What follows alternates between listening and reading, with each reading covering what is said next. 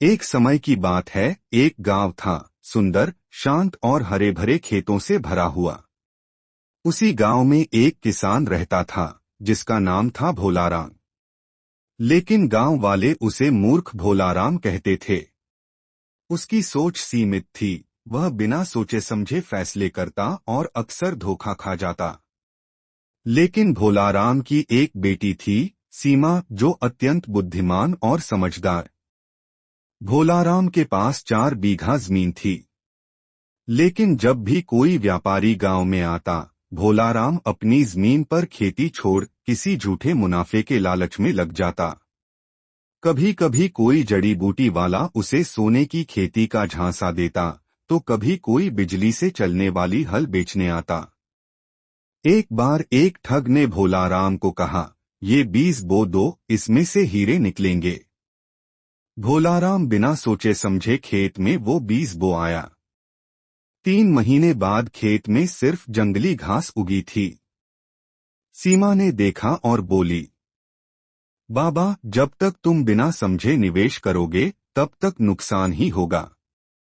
लेकिन भोलाराम को बेटी की बातें बेमतलब लगती। सीमा पढ़ाई में बहुत होशियार थी। गांव की पाठशाला में वह हमेशा अव्वल आती। मास्टर जी भी कहते, यदि इसे सही मार्गदर्शन मिले तो यह लड़की बहुत नाम करेगी। सीमा की मां नहीं थी, इसलिए वह घर का सारा काम भी करती और पढ़ाई भी। गांव की अन्य लड़कियां जब गुड़िया खेलती, सीमा किताबें पढ़ती। एक दिन सीमा ने गांव की बैठक में महिलाओं को जल संरक्षण पर भाषण दिया। सभी दंग रह गए। ग्राम प्रधान बोले, इतनी छोटी उम्र और इतनी समझदारी, यह लड़की गांव का भविष्य है। गांव में एक साल बहुत भीषण सूखा पड़ा। खेत सूख गए, कुएं रीते हो गए। भोलाराम जैसे किसान बिल्कुल टूट गए। ग्राम पंचायत ने फैसला किया, जो भी परिवार गांव के तालाब की सफाई करेगा, उन्हें विशेष अनाज सहायता मिलेगी। सीमा ने गांव की लड़कियों को इकट्ठा किया और खुद तालाब की सफाई में लग गई। सब लोग हंसते थे। मूर्ख किसान की बेटी तालाब में नायक बनने चली है। पर 2 महीने बाद जब बारिश आई, तो वही तालाब भर गया। पूरा गांव उसी तालाब से पानी लेकर खेत सींचने लगा। सबने स्वीकारा, सीमा ने गांव को बचा लिया। गांव में एक पंडित जी आए, जो नकली तांत्रिक थे।